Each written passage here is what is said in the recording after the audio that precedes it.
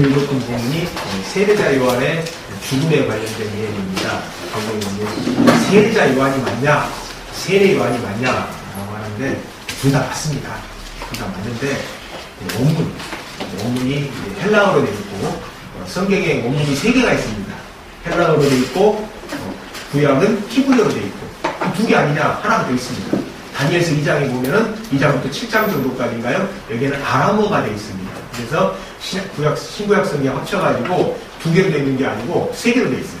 아람어가 되어 있어요, 구약에.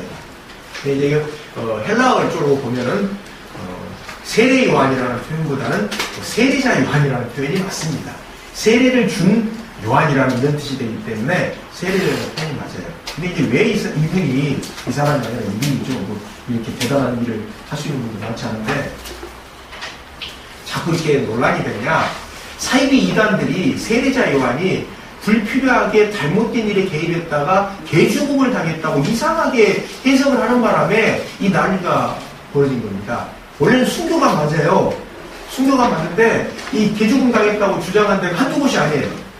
저기 무슨 교만 있는 게 아니라 저기 저쪽도 있고요. 저기 그냥 평촌 가다 보면 저기도 그렇고 저기 좀 명동 가다 보면 거기도 그렇고 곳곳에서 그냥 세례자 요한이 개죽음을 당했대요. 개죽음 당한 이유가 뭐냐? 안 건드려야 될 일을 갖다 잘못 건드려가지고 개죽음 당했대요. 그래서 오늘 이제 말씀 접속을 준비하면서 저희들이 이제 마가복음을 쭉 읽어가고 있는데 지난 시간에 이제 제사 파소 문제가 나왔고 오늘 이제 세례자 요한이어서 야 그럼 이걸 좀 꾀가 나서 야 그러면 잘됐다. 이쪽 전문이니까 세례자 요한이 그냥 반증으로 설교를 준비하자. 이게 개죽음이 아니다. 이렇게 그냥 꾀를 내려고 원고를 쓰려고 하는데 제가 모시고 있는 보스가 한 분 계시거든요. 저 위에. 그분께서 딱 이렇게 제재를 하더라고요. 지금 여기가 반증 시간이냐.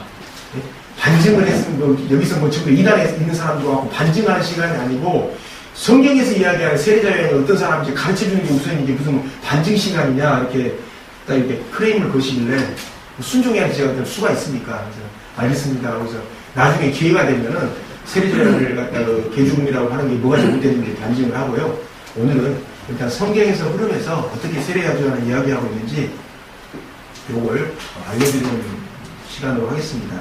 이 6장을 보면 앞부분에서 이제 예수님이 고향에서 배척을 당했어요.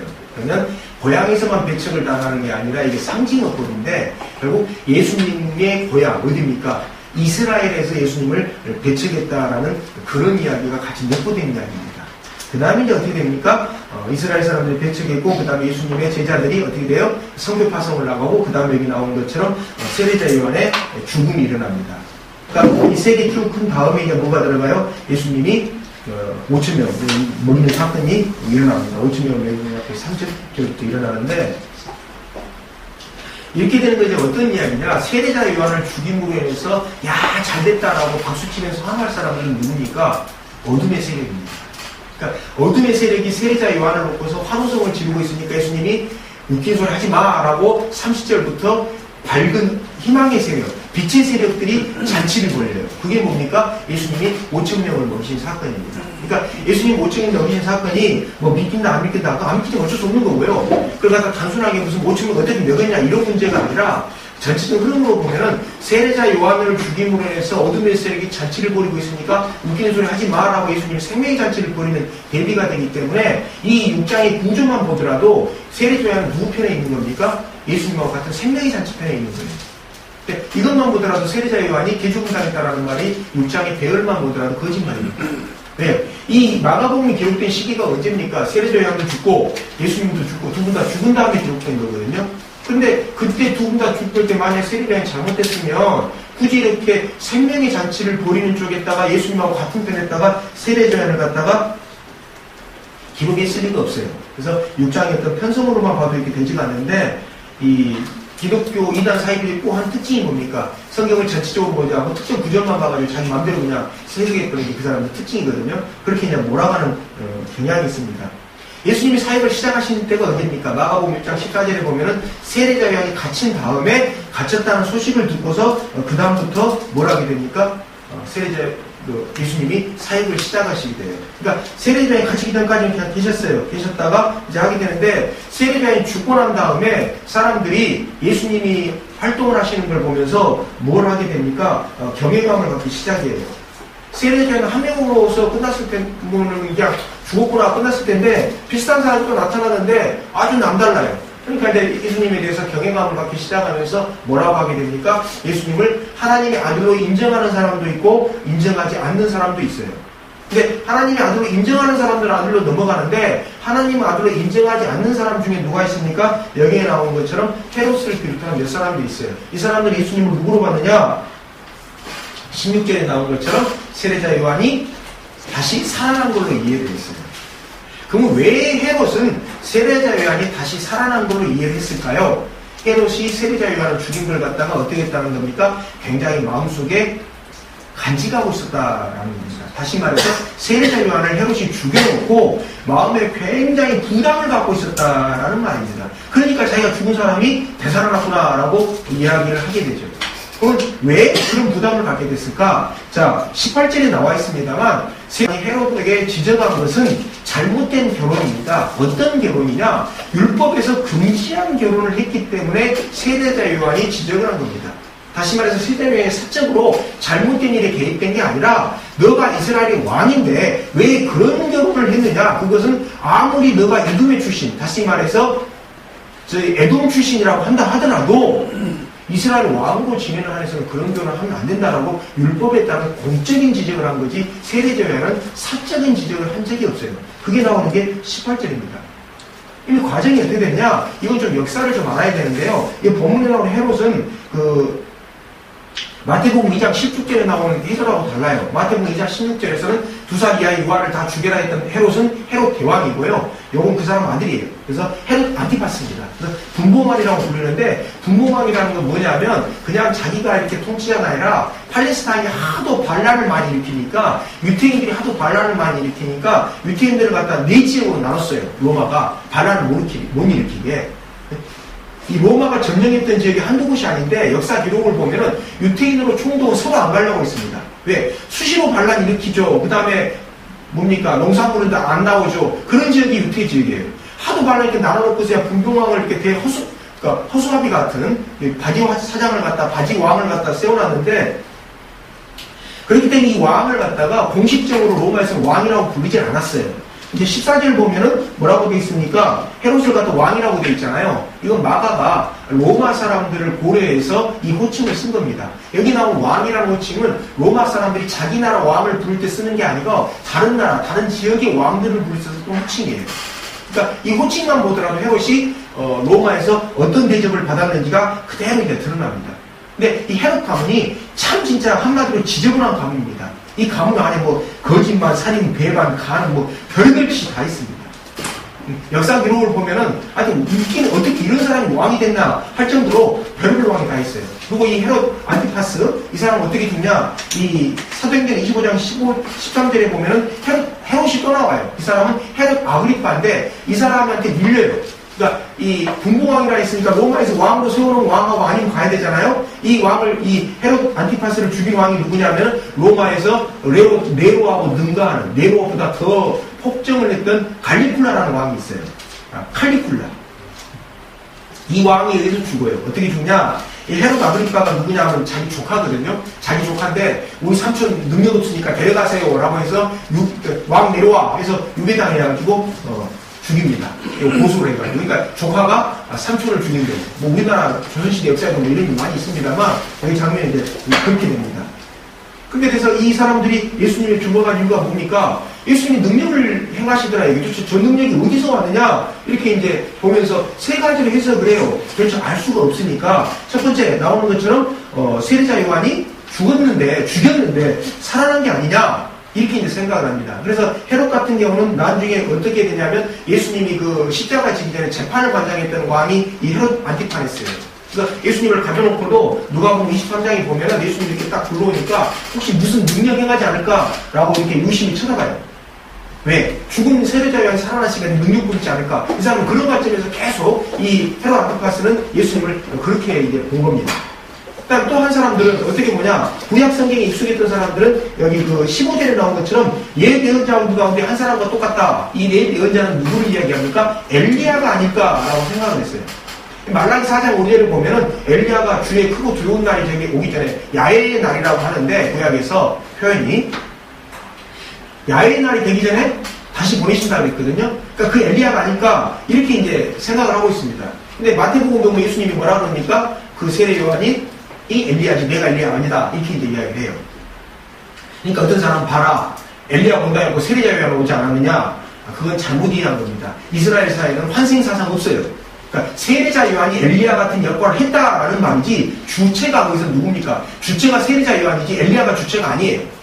그래서 이 헬라어로 보면은 그래서 세례자 요한이 와가지고 엘리야 같은 일을 했다 이렇게 됩니다. 이게 누가복음하고 비교를 해보면 그 말이 딱 맞습니다.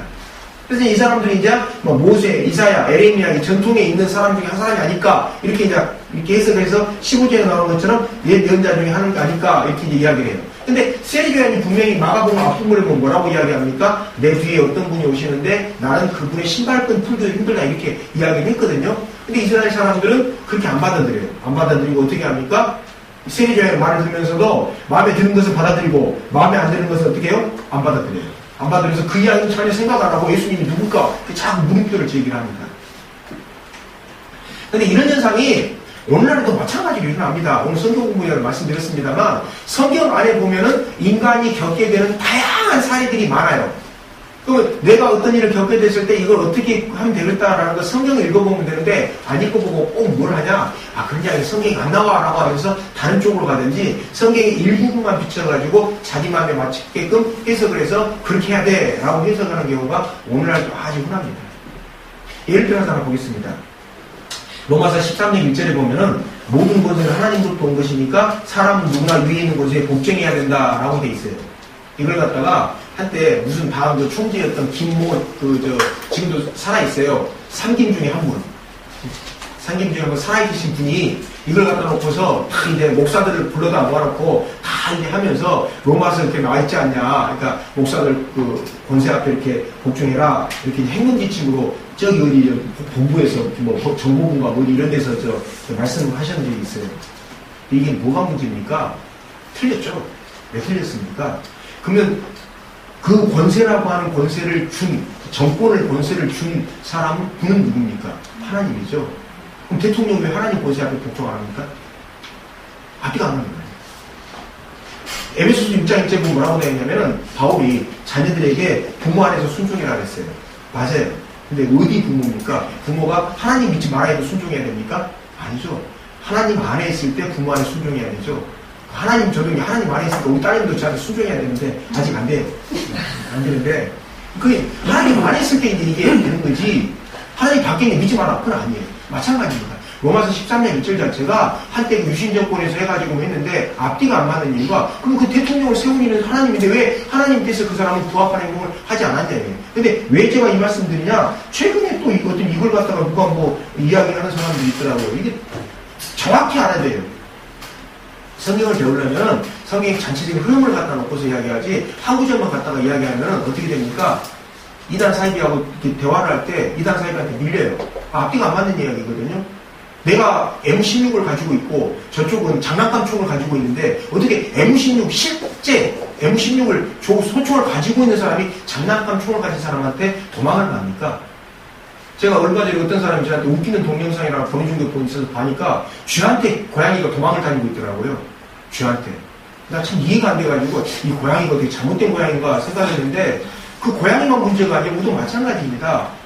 우리는 지금 포를 가지고 있는 사람들이거든요.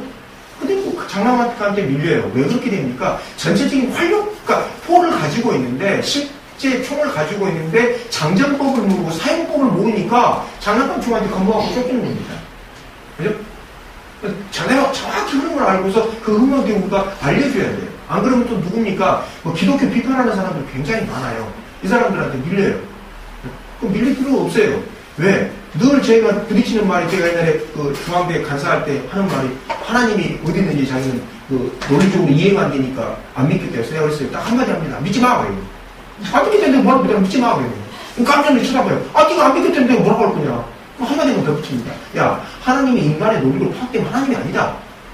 하나님은 어떻게 인간의 논리로 파악이 됩니까? 그럼 하나님이 인간하고 똑같다는 말인데 말이 안 되죠. 하나님 스스로 자기 주 의지가 있어서 안 보이고 싶은 모습이 있다. 하나님 내한테 다 보여주냐? 믿지 마. 혼내요. 근데 나중에 뭐라 그래요? 무슨 간사가 저러냐고. 나 원래 그래요. 근데 그러지. 그 싸울 필요 없어요. 가끔 뭐 그 사람한테 가서 이걸 볼 거라면서 믿어라. 믿지 말라고 놔두세요. 안 믿는데 어떻게 합니까? 할 수 없는 거예요. 근데 분명한 것은 하나님은 하나님 의지가 있기 때문에 당신을 갖추십니다. 하나님 자기 다 드러내십니까? 다 안 드러내요. 다 안 드러내요. 그걸 잘 모르고 자꾸 뭐 논리적으로 설명해라. 그 하나님은 무슨 논리적으로 설명되는 분이 아니에요. 그러니까 우리가 성경을 전체적 흐름을 잘 모르면 자꾸 우리가 좋은 걸 가지고 있으면서도 밀려요. 뺏기든지 괜히 그쪽을 부러워하고. 그쪽을 왜 부러워해야 됩니까? 그쪽이 돈이 많으니까. 오늘 성경 공부 시간에도 말씀했습니다만 조폭이 돈이 많아요. 그렇다고 제가 조폭을 부러워해야 됩니까? 아니죠. 정당한 돈이 아니기 때문에 부러워하면 안 되는데 정당하냐 정당하지 않느냐를 따지지 않고 그게 하나님이 준 복이냐 복이지 않냐를 따지지 않고 그냥 돈만 많으니까 부러워해요. 그럼 이제 쏠리는 거거든요. 그러니까 누구를 부러워하게 됩니까? 불편하게 세상에 방법을 가서 자꾸 교회에서 차용을 합니다. 그러니까 교회가 어떻게 돼요? 능력을 잃게 돼요. 그건 성경에서 말하는 교회의 모습이 아닙니다. 그래서 성경 우리가 전체적 흐름을 알아야 되는 이유가 성경, 교회가 원래 가지고 있는 능력을 회복하려면 원래 성경에서 이야기하고 있는 것들을 갖다가 우리가 꼭 전체적으로 헤아릴 수가 있어야 돼요. 자, 헤롯이 뭐라고 이야기합니까? 여기가 드디어 이제 딱 예수님이 활동을 하니까 예수님을 보고서 헤롯이 하는 이야기가 내가 목을 벤 요한이 살아났구나 라고 이야기를 합니다. 16절에. 이 말은 무슨 말이냐면 자기가 그 세례자의 죽음에 깊게 관여가 돼 있었다라고 이야기를 하는 건데 여기서 이제 헤롯과 요한이 이제 문제가 뭐냐면 이 당시의 왕이 자기 호위병이 있기 때문에 데려다가 구금에다가 뭐 죽이고 이러는 게 아주 뭐 법에 어울리지가 않아요. 권리가 없는데 이 세례자가 갇혀 있었던 감옥이 어디냐? 마카이루스라는 곳입니다. 이게 이제 요세푸스라는 사람이 써놓은 기록이가 나오는 건데 이 마카이루스가 어떤 곳이냐? 지금 여기서 본문에서 나오는 헤롯 왕이 연회를 벌이고 있었던 곳에서 몇 킬로미터 떨어져 있는 곳에서 있어서 말을 타고 가더라도 하루 이틀이 걸리는 곳이에요. 그러니까 이 감옥 바로 여기서 사이비 교주가 이사막 예성한 것처럼 이 궁전에서 막 파티하고 있는데 지하 감옥에 세례자에 갇혀 있었던 게 아니에요. 며칠 가야 돼요. 말을 타고 가죠. 실제로. 그 다음에 이제 보면은 이 세례자에 결혼한 사람이 누구냐면 헤로디아인데 헤로디아하고 족보가 어떻게 되냐면 자기 이복 조카예요. 그러니까 배다른 형제의 딸이에요. 헤로디아가. 근데 둘 다 재혼이에요. 어떻게 재혼입니까? 헤로디아는 헤롯하고 결혼을 하려고 자기 빌립하고 결혼했었는데 이혼하고 이 사람 역시 마찬가지로 자기 와이프하고 이혼하고서 지금 재결합을 한 거예요. 둘 다 서로 좋아가지고. 둘 다 유부남 유부녀였는데 서로 파혼하고 이렇게 결혼하고 그러니까 이제 18절 이야기가 나온 겁니다. 세례자 요한이 보면 이건 말도 안 된다. 와이프가 있고 남편이 있는데 서로 결혼하려고 이혼하고 하냐. 더군다나 관계가 또 뭡니까? 이복 조카예요. 이게 무슨 같은 집 안에 이게 뭔 꼴이냐 이게 말도 안 된다. 이걸 따진 겁니다. 누가? 세례자 요한이. 왜? 구약에 보면 율법에 보면 이거 이런적으로 말도 안 된다. 이런적으로 하지 말라 그랬다. 이 레위기서 18장 16절하고 20장 21절에가 나오는 항목이거든요. 이런적으로 하지 말라고. 네가 아무리 에돔 출신이고 뭐 어떻게 한다 하더라도 이스라엘 왕으로 있으면서 어떻게 이런적으로 할 수 있냐라고 세례자 요한이 지적을 한 겁니다. 그러니까 이제 이 세례자 헤롯은 어느 정도 그래도 이스라엘 왕이기 때문에 율법에 대한 뭐가 있으니까 맞다 이 말이 맞는데 찔리는 거예요. 찔린데 그 와이프는 어떻습니까? 여자가 용감합니다.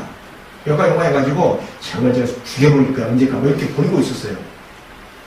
헤롯은 죽일 생각까지는 못하고 그냥 감옥에 가둬두면 별말 안 하겠지. 뭐 감옥에 가다는 걸 족하자. 근데 헤로디아는 안 돼. 죽여야 돼.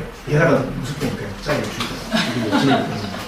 진이 되는데 이 헤롯이 세례자를 가둔 것 자체를 누가복음에서 뭐라고 되어 있냐? 누가복음 3장 20절에 보면 뭐라고 되어 있냐?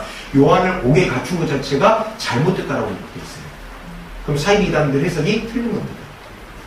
누가복음 3장 20절에 분명히 나와 있어요. 또 다른 악행을 보태었으니 요한을 옥에 가둔 것이다. 다시 말해서 요한을 옥에 가둔 것 자체가 요한이 잘못한 게 아니라 누가 잘못했다고요? 헤롯이 잘못했어요. 누가복음에 본 거예요. 누가복음. 그죠? 그렇게 됩니다. 자, 그래서 이제 헤로디아가 작전을 짜요. 어떻게 짭니까? 춤을 추면은 선물로 해서 세례자 죽이자 하자. 여기서 이제 이 의견이 좀 해석이 두 가지가 나옵니다. 이 헤롯은 세례자를 안 죽이려고 했는데 헤로디아 때문에 마지막에 죽였다. 이렇게 이제 보는 해석이 있고요. 아니다. 세 명이서 짜고 하는 고스톱이다. 찐 고스톱이다. 헤로디아, 헤롯, 살로메 다. 이 딸이 이름이 안 나왔지 않습니까? 살로메라고 하는데 어디에 나오냐? 아까 말씀드렸던 마카루스라고 하는 그쪽에 나와 있는 거기에 그 지명이 요세푸스. 요세푸스가 쓴 책에 보면은 이 딸의 이름이 나와요. 살로메라고 나와요. 살로메가 당시에 이스라엘에서 그냥 일반적인 흔했던 이름입니다. 흔했던 이름인데 이 세 명이서 짜고 치는 고스톱이었다. 왜 그렇게 하냐? 아까 말씀드렸던 것처럼 세례자에 갇혔던 곳이 어디라 했습니까? 마카에프스라는 감옥인데 거기 갔다 오려면 2, 3일 걸려요. 말을 타고 가도. 그러니까 그 사이에 만약에 세례자를 살리고 싶은 마음이 헤로드한테 있었다면 마음이 바뀌어서 야 죽이지 말라고 그냥 전령을 보냈을 텐데 그냥 놔뒀다 이게 갔다 올 때까지 죽여갖고 목 잘라 올 때까지 그거 보면은 이 헤롯도 좀 같이 동조한 거 아니냐 이렇게 보는 시각이 있고요. 여기 보면 뭐 봤을 때는 헤롯은 약간 좀 하지 않았냐. 아무튼 두 가지가 다해. 근데 결론은 뭐냐? 어느 쪽이든 간에 결론은 세례요한이 죽었다라는 거고 뭡니까? 세례요한이 순교를 당했다라는 겁니다. 여기 보면은 22절에 보면은 왕이 소녀에게 말하였다라고 춤을 추라고 하는데 이 소녀라는 단어가 코라시온이라는 단어입니다. 코라시온은 어떤 단어냐? 결혼할 수 있는 나이의 소년을 이야기해요. 소년을. 그러면 이때 당시에 보통 여자들이 몇 살 때 결혼했냐? 한 16살쯤 이때쯤 이제 결혼을 했거든요. 그러니까 그 결혼 시기에 비춰보면 그 무슨 말이 나오냐? 이 살로메라고 불리는 이 성경에는 안 나왔지만 살로메라고 하는 소녀가 누구의 딸입니까? 이 시기로 맞춰보면 헤롯하고 헤로디아 사이에서 난 딸이 아니고 헤로디아가 전 남편에서 낳은 딸일 가능성이 많아요. 이 코라시온이라는 이렇게 상황에 비춰보면. 그 다음 두 번째는 춤을 췄다라고 하는데 이 춤이 뭘까? 잘 몰라요. 모르는데 되게 추측하기를 이제 뭐 7베일의 춤이라 해가지고 춤추면서 하나씩 이렇게 베일을 걷는 게 아니었을까? 뭐 이렇게 추정을 하는데 정확하게 이 춤이 뭔지는 잘 모릅니다. 근데 중요한 건 뭐냐면 이 사람이 지금 누굽니까? 이 소녀가 공주예요. 공주가 이때 당시에 공주가 무의도 아니고 고관대작들한테 춤추는 거 없는 일입니다. 있을 수가 없어요. 조선시대 공주가 궁중예내가 춤추는 거 보셨습니까? 난리가 납니다. 그죠? 이때는 몇 천년입니까? 조선시대보다 한 1500년쯤 더 후대예요. 거의 있을 수가 없어요. 아무리 풍습이라 하더라도 무의가 추지, 공주가 그렇게 춤 안 춰요. 왜? 머리 어떻게 취급합니까? 공주를 갖다 무의로 취급할 가능성이 없어요. 그래서 아까 말씀드렸던 것처럼 헤로디아, 살로메 세 사람이 짜고 치는 거 아니냐. 또 물어보잖아요. 엄마한테 못 달라고 할까요? 그러니까 세례와 못 잘라 달라 그래. 야, 죽이면 될 텐데 그걸 꼭 확인까지 하고 목 잘라고 달라고 이렇게 잔인해요. 그렇게 하는 거 보면 아까 말씀드렸던 것처럼 그렇게 되는 겁니다. 근데 여기서 한 가지 좀 다른 게 있는 게 이 뭐라고 이야기하냐면 23절에 보면은 내가 원하는 것이 있으면 이 나라의 절반이라도 주겠다라고 이야기를 합니다. 헤롯이. 근데 이게 사실은 뭡니까? 뻥입니다. 뻥. 왜 뻥입니까? 헤롯이 아까 누구라고 했어요? 분봉왕이라고 했죠. 그 다음에 팔레스타인을 4사람이 나눠갖고 통치하고 있었잖아요. 헤롯은 자기 땅이 없어요. 누가 임명해 준 왕이기 때문에, 로마에서 임명해 준 왕이기 때문에 내 땅이라고 부를 수 있는 땅이 없어요. 로마에서 그만두라면 그만둬요. 아까 그래서 누구한테 죽임을 당했다 했습니까? 자기 조카가 고소를 해가지고 칼리콜라한테 유배당해서 죽음을 당했다 그랬잖아요. 왕이 그냥 조카한테 고소당해가지고 로마에서 와라니까 가서 유배당해 죽습니까? 그래서 23절의 말이 사실은 뻥이에요. 뻥. 거짓말이에요. 그러니까 역사적 정황으로 보면 그러니까 어떻게 됩니까? 세례자 요한이 개죽음당했다는 말이 그게 거짓말이에요. 이 말 자체가 뻥인데. 근데 이제 문제는 아까 말씀드렸던 것처럼 이 헤롯이 누구예요? 분봉왕이에요. 다시 말해서 사람들한테 무슨 지지 기반이 없어요. 지지 기반은 전부 다 로마로부터 온 거예요. 그러니까 사람들 앞에서 뻥쌀이지만 뻥으로라도 그냥 네가 원하는 거 절반이라도 죽게 해놨는데 만약 이걸 못 지키면 어떻게 됩니까? 이제 로마한테 이제 바꾸세요. 이제 배짱도 없고요. 뭐 많이 먹고 잘 먹고 이런 말이 들어갈 수 있는 그런 가능성이 내재가 되어 있는 말이지 진짜로 땅에 있었던 게 아니에요. 그러니까 만약에 이때 세례자는 안 돼 라고 헤롯이 이야기해버리면 고관대작들한테 어떻게 되냐? 저 죄수 하나 제대로 못 다스리고 저거 안 되겠다. 그리고 몰래 돈 써가지고 저 이번 총독 바꾸세요. 총독님 왕이 안 되겠습니다. 바꿔. 배짱도 완전히 이렇게 될 가능성이 있기 때문에 그런 위험에 처해 있는 장면입니다. 그래서 헤롯이 어쩔 수 없이 26절에 나온 것처럼 마음이 괴로웠지만 맹세한 것 때문에 이렇게 하겠다라고 한 거예요. 그리고 이제 이때 말 그대로 헤로디아하고 살로메는 뭐 갖다 주세요 해가지고 이제 딱 갖고 오니까 직접 확인한 다음에 이렇게 이제 쫙 이제 죽었구나라고 이제 넘어가면서 세례자의 죽음을 갖다가 하게 됩니다. 근데 이 장면이 분명히 예전에도 말씀드렸지만 세례자의 죽은 것은 예수님이 사역하기 전이라고 했잖아요. 마가복음 1장 14절 이후에 일어난 사건 아닙니까? 이 사건이. 그죠? 예수님은 세례자 요한이 죽은 다음에 사역을 시작하셨다 그랬잖아요. 네. 그러면 마가복음 1장 14절보다 훨씬 뒤에 일어난 이야기예요. 근데 여기다 기록이 났어요. 6장쯤에다가. 역사적인 순서로 보면 이야기가 언제 가야 됩니까? 마가복음 1장으로 가야 돼요. 근데 마가복음 1장에 딱 앉으면 6장쯤에 집어넣었어요. 왜 그렇습니까? 이게 바로 마가의 편집 기법입니다. 그러니까 뭘 이야기하려고 요한의 죽음을 뒷전에다 밀어놨어요. 뭘 이야기하려고 한 겁니까? 그게 바로 30절부터 나오는 생명의 장소입니다. 사탄은 끊임없이 요한 같은, 세례자 요한 같은 이런 빛의 세력을 갖다 죽이지만 그것에 아랑곳 없이 생명의 잔치가 이어진다라고 3절부터 나오는 겁니다. 다음 주에 3절 이야기하겠습니다만 이 5,000명을 이 사건이 그냥 단순하게 어떻게 뭐겠냐 이런 문제가 아니에요. 안 믿어지면 할 수 없는 거고 못 믿는 사람 안 믿는 건데 이건 그때 당시에 무슨 일이 있었는데 그걸 갖다가 표현한 거거든요. 어떻게 먹였든지 간에. 자, 그래서 이제 29절에 보면 요한의 제자들이 이 소식을 듣고 와서 그 시대를 가져다가 어떻게 됩니까? 무덤에다가 안장을 합니다. 그래서 이 제자들이, 요한의 제자들이 그 뒤에 예수님한테 간 사람도 있고요. 달라집니다.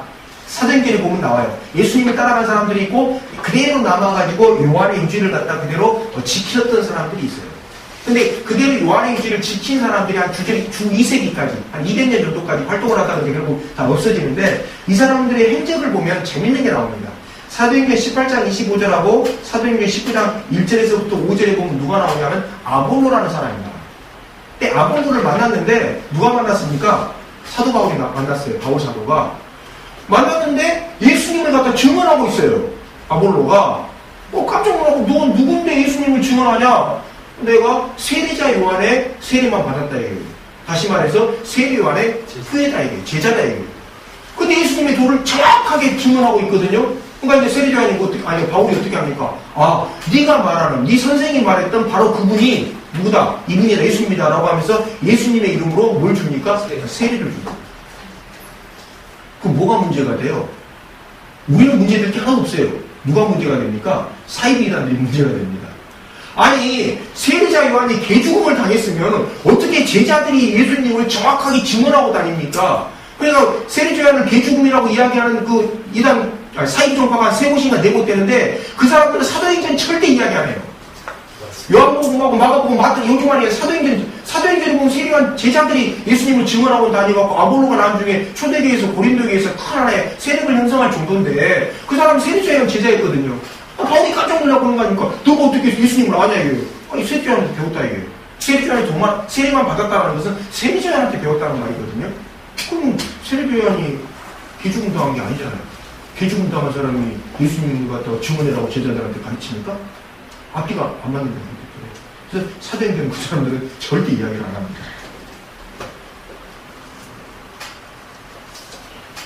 자, 아까 말씀드렸던 쭉 이야기, 27절에 나온 이야기는 쭉 말씀드렸습니다. 여기 말씀드렸던 것처럼 그 장면이 쭉 이어지는데, 그냥 마가복음에 보면 지금 곧바로 일어난 것처럼. 마가복음 앞으로 나왔습니다만, 마가는 곧, 즉시, 이런 표현을 굉장히 좋아합니다. 그러니까 예수님을 말씀 받아들이자마자 곧 마음을 바꿔라, 곧 회개해라, 곧 돌이켜라. 왜? 하나님 나라 다 왔으니까. 이런 표현을 즐겼었는데 6장에서도 역시 마찬가지로 여기 보면은 정반에 담아갖고 그 장면을 잘못 생각하면 밑에서 얻었던 그게 아니고 거기가 있습니다. 이건 성경에 안 나왔을 뿐이지 역사적인 사실입니다. 그러니까 세례자는 이 헤롯하고 같은 궁에 있었지 않았어요. 한참 좀 떨어져 있었어요. 그래서 거기서 목 잘라가지고 이제 갖고 온 거예요. 확인하려고요. 자, 말 나온 김에 몇 가지 언급을 좀 드릴게요. 사이비당들이 세례자 요한한테 그 세례자이 순교당한 게 아니라 개죽음 했다라고 이야기하는 잘 쓰는 구절이 마태복음 11장 3절입니다. 거기 보면 뭐라고 나오냐? 세례자 요한이 예수님한테 물어봐요. 오실 그분, 우리 성경에 오실 그분이라고 되어 있고 개혁정결경에 오실 그이라고 되어 있습니다. 오실 그이라고 되어 있는데 오실 그이가 당신이 거기가 다른 분을 기다려야 됩니까? 라는 문장입니다. 이거 놓고서 이제 세례자를 실족했다, 예수님을 갖다가 부인했다, 이렇게 헛소리를 하는데요. 이게 헛소리입니다. 왜 헛소리냐? 오실 그이라는 분이 안 구옵니다. 예수님 당시 때 오실 그분이라는 표현을 썼던 지파는 딱 한 지파밖에 없어요. SNF파 외에는 이런 지파를 쓴 적이 없어요. 그러니까 이 말로 오실 그분이라는 말로 예수님하고 세리자의 서로 대화를 나눴다는 것은 둘이 어떻다라는 겁니까? 좀 속된 표현을 쓰자면 죄송합니다. 한통속이라는 말입니다. 다른 사람들, 바리새파, 사두개파, 뭐 젤롯당원, 뭐 헤롯파 오실 그가 뭐야 무슨 소리야 몰라요. 나중에 자세히 한번 말씀드리겠습니다만 이건 거의 군대 암호고예요. 그러니까 이 말로 둘이 했다라는 건 둘이가 같은 동네 지역에 속했다라는 게, 그러니까 세례자는 뭘 물어본 겁니까? 예수님한테 예수님 메시아인 걸 알겠는데 인정하는데 왜 꼭 십자가 지는 방법을 택합니까? 라고 물어본 거예요. 대표단수로. 과감하게 다윗처럼 이렇게 로마를 정복하고 이러시지 왜 십자가를 지십니까? 라고 물어본 거예요. 그래서 오실 그분이라고 물어본 겁니다. 만약에 이걸 갖다 실족이라고 본다면 누구도 실족이에요. 베드로 사도도 실족이에요. 예수님 십자가 지면 안 됩니다. 라고 어떻게 합니까? 성경에 보면은 우리 성경이 정확히 의감이 안 나는데 어떻게 나와요? 항의를 합니다. 예수님한테 대듭니다. 지금 안 돼요! 뭐 이렇게 대든 거예요. 그냥 지시면 안 되지 않겠어요? 이런 소리 한 거 아니에요. 우리말 성경을 보면 그때 예수님께 뭐 말씀만 예수님 그렇게 안 됩니까? 예수님 꾸짖어서 뭐 사타라 물러가라 했다. 그래서 우리말 의감을 보면은 예수님이 베드로가 궁금증이 생겨갖고 예수님 십자가를 왜 지세요? 라고 이야기한 건데 어떻게 꾸짖냐 이렇게 이제 착각을 할 수가 있는데 헬라어로 보면 그렇게 베드로가 예수님 십자가를 지시면 되겠습니까? 이렇게 물어본 게 아니라 막 그러면 안 되고 눈을 부라리면서 거의 막 항의하고 이런 표현입니다. 당신 그러면 되면 이런 식의 어투예요. 그러니까 예수님이 아무래도 제자가 스승한테 그럼 이렇게 눈 부라리면 됩니까? 그러니까 그래서 꾸짖는 겁니다. 그러니까 헬라어로 보면 좀 오해가 안 돼요. 근데 한국어로 보면 이게 예수님이 좀 화가 나시면 이렇게 돼서 뭐 이렇게 되는데 전혀 헬라어로 보면 그런 건 아니에요. 그러니까 이제 뭡니까? 세례요한이 이것 때문에 물어본 것 때문에 그러면 세례요한한테 인격적으로 물어봤잖아요. 오실 그분이 당신입니까? 우리가 왜 예수님이 십자가를 지려고 합니까? 다윗처럼 이렇게 무찌르지 않고 이렇게 물어봤는데 베드로는 뱃사람처럼 그냥 들이받았단 말이에요. 그럼 베드로도 실족한 거네요. 동일한 규칙에 하면 앞뒤가 안 맞아요. 또 마태복음에 보면 뭐 11장 뒷부분에 16절 나오는 겁니다만 뭐 세리자 요한을 갖다가 누굽니까? 장터에서 이렇게 사람들이 피리 부렸는데 하지 않았지 않느냐? 뭐 세례자 하면서 세례자는 이 사람을 이렇게 이상한 해석을 하는데 그거 아닙니다. 그 뒤에가 사실은 나중에 기회 되면 마태복음 할 때 말씀드리겠습니다만 예수님이 세례자 요한을 칭찬합니다. 그 비유를 참 난해 구절 중에 하나인데 거기서 장터에서 춤추지 않은 사람들은 누굽니까? 세례자 요한하고 세례 요한이 예수님을 이야기하는 거고요. 장터에서 피리 부는 사람들은 누굽니까? 유태인하고 바리새인들을 이야기합니다. 그래서 뒷구절이 이렇게 교차가 되면서 이렇게 되게 돼 있어요. 헬라어로 보면. 그래서 대표적인 그 성경 난해 구절 중에 하나입니다. 그러니까 예수님이 피리 불었는데 세례자에 춤을 췄다. 이거 웃기는 해석입니다. 단지 자기 성경 모릅니다. 라고 외치는 거하고 똑같아요. 어떻게 메시아라고 예수님한테 음을 받았는데 세례인 성경을 그렇게 몰라요? 거짓말인데요. 그렇게 됩니다. 그래서 그 대목이 실제로는 예수님이 세례자 요한을 칭찬한 겁니다. 그러니까 앞부분에 예수님이 뭐라고 하냐면 너희들이 무엇을 봤냐? 뭐 바람에 날리는 들띠하면서 세례자 요한을 비판한 것 같지만 뒷부분에 가서 예수님 세례자 요한을 칭찬해요. 세례자는 내 편에 있는 나하고 같은 이쪽에 있는 사람이다. 그럼 뭐 앞뒤가 안 맞잖아요. 누구예요? 사이비 주장을 받아들이면 앞뒤가 안 맞아요. 앞에는 예수님이 세례자 요한 비판했다가 뒤에는 칭찬하는 게 되거든요. 그래서 우리가 보는 관점에 보면은 똑같아요. 예수님은 계속 똑같이 세례자 요한을 칭찬합니다. 그러면서 뭐예요? 내가 십자가를 져야 되는데 왜 세례자 요한은 그걸 못 받아들이냐 이렇게 이야기하는 게 돼요. 그 다음에 또 그의 이름이 누구한테 나타납니까? 베드로에게 또 나타나요. 베드로는 눈물하고 덤벼드니까 야이 시끄러 이렇게 되는 겁니다. 그 장면이. 성경에는 물론 야식이라고 안 돼 있어요. 그냥 성경에는 이렇게 돼 있지만, 헬라 어감이 그렇습니다. 사실 이게 코인의 헬라리라서 거의 시장통에서 쓰는 헬라거든요. 근데 그걸 갖다 직역했다가 그 느낌 갖다 보면은 난리 납니다. 교회에서 육두문자라고 난리 나니까 신학자들이 이렇게 싹 돌려갖고 이야기하는 거지, 사실 거의 육두문자성에 가까운 그런 표현입니다. 자, 요한복음 1장에 보면은 세례자 요한한테 누가 물어봅니다. 누가 물어봅니까? 예루살렘에서 온 레위 지파하고 재가지고 네가 누구냐라고 물어봐요. 그러니까 세례자 요한이 뭐라고 합니까? 자기는 엘리야가 아니래요. 이거 어떤 겁니까? 완전히 우문훈답입니다. 진짜 대답 잘하는 겁니다. 왜? 그때 엘리야를 기다렸던 지파가 누굽니까? SNF파밖에 없어요. 바리새파, 사두개파, 엘리야 안 기다렸어요. 기다렸다고요? 거짓말 그만 안 했어요. 역사 기록에가 다 나옵니다. 엘리야를 기다렸던 유일한 지파는 에스겔밖에 없어요. 그러니까 제사장으로 레지파 사람들이 가가지고 요한 보고 네가 엘리야냐? 그때 세리자야, 너 나의 엘리야야. 그럼 무슨 소리입니까? 돈 맞아 죽어요. 신성국도죄. 어떻게 네가 가면 세리자야? 엘리야가 어떻게 생긴지 압니까? 몰라요. 저 참칭하는 사람이다 이거요. 선지자를 돌 맞아 죽습니다. 그때 율법에 의하면 무식한 놈이 무슨 뭐 한다고 지가 더 뭐지 화를 낸다고 예수님이 세리자보다 엘리야라 그러는데 세리자 요한 엘리야라 딱 시켜겠다. 웃기는 바보 같은 소리입니다. 전혀 그때 상황을 모르니까 그런 이상한 해석을 한 거예요. 근데 왜 그런 해석이 저는 경부대하고 끌려갔는지 솔직히 이해가 안 돼요. 저도 그래요. 네, 바보니까 이렇게 끌려. 그리고 멋있더라고. 맞구나. 전혀 안 맞는 말인데 거짓말이에요. 그때는 돌 맞아 죽는다니까요. 그 상황이 있어요. 그러니까 이걸 세리아들이 눈치채고서 쟤들이 나를 유도심을 하는구나 알고서 나 엘리야 아니야 라고 이야기를 한 거예요. 그렇고 뭐라고 이야기합니까? 이사야가 이야기한 주의 길을 평탄케 하는 이야기다. 다른 말은 뭐예요? 자기가 선지자가 이 말이에요. 선지자 누구? 주님을, 예수님을 예비하는. 그럼 다 끝난 겁니다. 그걸 돌려서 말하는 거예요. 아주 세리한 머리 좋은 사람입니다. 세례조이가.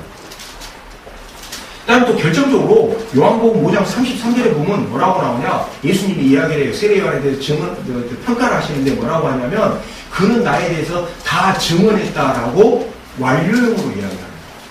만약에 예수님에 대해서 세례요한이 증언을 다 못했다면은 그게 완료형으로 나오면 안 돼요. 미완료로 나와야 돼요. 근데 예수님이 분명히 뭐라고 하냐면 세례자에는 나에 대해서 증언할 거 다 했다. 33절에 오자 이렇게 이야기하신 다음에 그런데 나에게는 누구? 36절 37절에 나옵니다. 요한복음 5장 하나님이 나를 더 증언해 줄 것이다. 세례자에는 증언 다 했고 쟤는 원래 저희까지는 다 증언해야 되고 바로 성령님과 하나님이 나를 증언해 줄 것이다. 이렇게 이야기를 해요. 그러면 세례자에는 실패 안 했다고 세례자는 할 일 다 했다라고 예수님이 이미 평가를 내려놨는데 어떤 고린이 물어갈 예수님의 영이 들렸다고 거짓말하는 사람들이 갑자기 나타나서 예수님이 이미 평가를 다 했는데 다 완벽하게 완료형으로 다 했어 라고 했는데 실패했다고 이야기합니까? 근데 거짓말이에요. 그래서 거짓말이에요. 우리가 성경을 읽으려면요 이왕이면은 전체적으로 아는 게 좋습니다.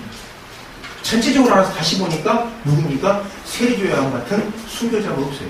그리고 이 순교의 흐름 뒤에 누가 나타나는 겁니까? 예수님이 그대로 그 순교의 길을 따라가신 거예요. 예수님도 순교 당하신 거잖아요. 그잖아요? 그리고 순교의 역사 위에 뭐가 일어난 겁니까? 기독교가 세워집니다. 이게 고난의 핑계입니다. 순교를 당한 사람이 권력자 입장에서는 뭐예요? 에이, 힘없으니까 죽었지. 그잖아요. 근데 하나님이 어떻게 해요? 그들을 통해서 역사를 일으켜요. 이사야 97장 1, 2절에 보면 뭐라고 나옵니까? 이사야 57장 1절에 보면은 제가 읽어드릴게요. 굉장히 중요한 문제라서 그냥 보십시오.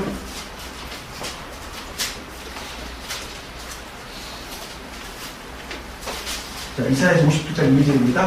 의인이 망해도 그것을 마음에 두는 자도 없고 경건한 사람이 이 세상을 떠나도 그 뜻을 깨닫는 자도 없다.